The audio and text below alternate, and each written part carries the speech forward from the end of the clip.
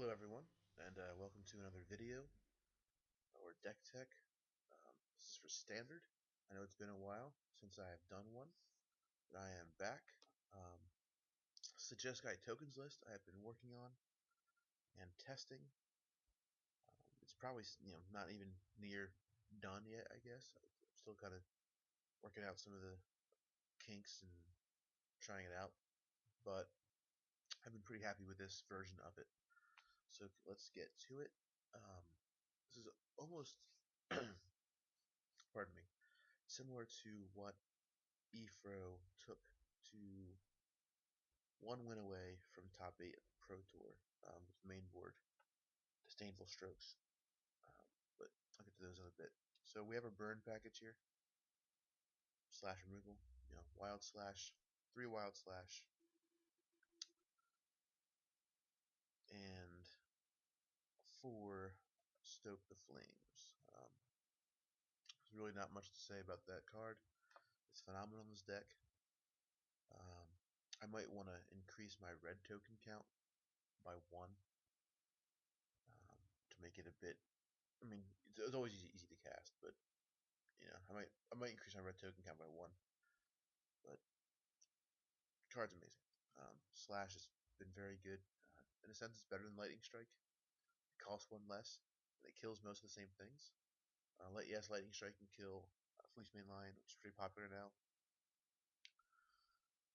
And Manish Rider, but if not as popular. Wild Slash kills Rabble Master, Seeker, and most of the heroic guys, and Rakshasa Death Dealer, and all the mana dorks and that kind of stuff. So it's very, very efficient, and it's 1 mana to trigger your Ascendancy, which is also very good. Our other spells used to trigger Ascendancy and get some value. We have Valorous Stance, great for removal. Usually it's removal.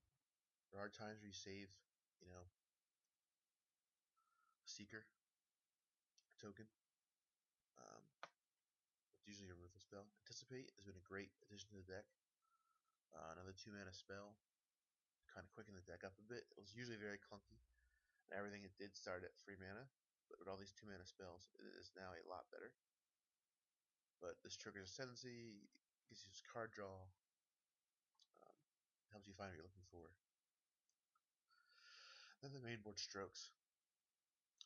This is almost a concession to the amount of rhinos and whips that can be around, and the giant green decks, dragons, Deku Time. It has a target in almost every deck. Even a Tarka Red, it counters Stoke the Flames. And I believe, I could be wrong, but I believe it also counters Goblin Heel Cutter, because that mana cost is actually 4. So it counters things in every matchup. Yeah, it's not the greatest against Mono Red, so you can always side that out and replace it, which we have things on the board as well. Our creature base is just 4 Seekers. I know Efro used Rabble Master, but I've been less and less impressed with Rabble Master, and Seeker has been overly impressive. The life gain is very relevant. Yeah, there's not much to say. He grows pretty quickly. So, yeah, pardon me. And next up, we have our token makers. We have 4 Raise the Alarms, 3 Dragon Fodders, and 2 Secure the Wastes. This might go to 3 Raise the Alarms and 4 Fodders. But it's tough because it's the instant versus sorcery and it's a red versus white. So for now, this is kind of what I have, and I've been happy with it. It hasn't been bad at all. Then we also have obviously Treasure Cruise. It's a 4 of. I think it has to be. And there's games where I've cruised 3 times in the same turn. It's just very good. And then the namesake card, Ascendancy. once again, 4 of. I think there's been some debate on if you need this to win. I've had games where I don't have it out and I can still win. You can still win with Seeker and tokens, especially against slower decks. You can still win with Burn, and just kind of outplaying them. You have removal, you have counters. It's not as effective of a deck without it.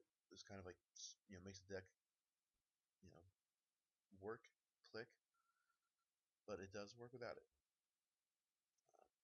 You don't need to mulligan down till you draw it. You don't need to rely on it. You can win with it pretty easily, and you can also win without it. So that is the main board. I'm gonna go over the lands quick. It's not a huge innovation, but I have 2 Battlefield Forges, 3 Flooded Strands, 2 Islands, 2 Mountains, 4 Mystics, 2 Plains, 3 Chivalries, 2 Temple of Epiphany, and 4 Temple of Triumph. It's not, some amazing retooled mana base. It's pretty much similar to whatever else is running. I could find a room for the 3rd Battlefield Forge, but I'm not sure if it's needed. So that is the main board. Let's get to the sideboard to show you why I feel a bit more confident in this deck. The board kind of helps with my confidence. I think this deck is 75 cards, not just 60 and 15. So here's the sideboard. Um, so as you can see, I can kind of morph into a controlling sideboard here. It's nothing really new or innovative. It's just something I really enjoy doing. My old list had the dissolves in it, but they have been taken out. Um, just it was good. It was neat to bring it in. We have the counter creatures, but you have disable stroke for the important creatures. You have negate for the important spells. So just bring those both in. We have glare. I might need to squeeze an erase back in. I've been seeing a resurgence of the whip decks ever since Sultai Whip won the last open. Ojai Exemplars have been a card I really enjoy playing with. I bring it in when I bring in anger and that kind of stuff. He's great against thought removal if they still keep it in, and if not, he's even better. He taps down their board, one at a time. He gains lifelink, which is huge.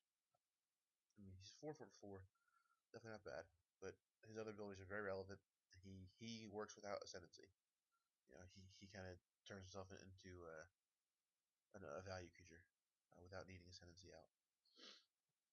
Yeah, and hostilities, great for the green decks, great for heroic. Um, just something to kind of reset the board. I mean, you lose a few tokens, they lose their board. Elspeth, just so clutch. A lot of decks just can't beat her, and she makes her own tokens, which is also huge. And she's also a board wipe, and her emblem is almost unbeatable. We have 2 negates, except for for Esper Dragons, for decks packing Drown in Sorrow, for Mono Red, for Atarka Red. Because if you counter Atarka's command, that's pretty much is their deck, especially the Atarka Red versions. And your tokens and your other stuff take care of the rest of their deck, so this kind of shuts them out. You got a dig. Usually I add that in. Take out a cruise. Against control, usually I put all of them in. So it goes longer, and I have more card selection, more card draw.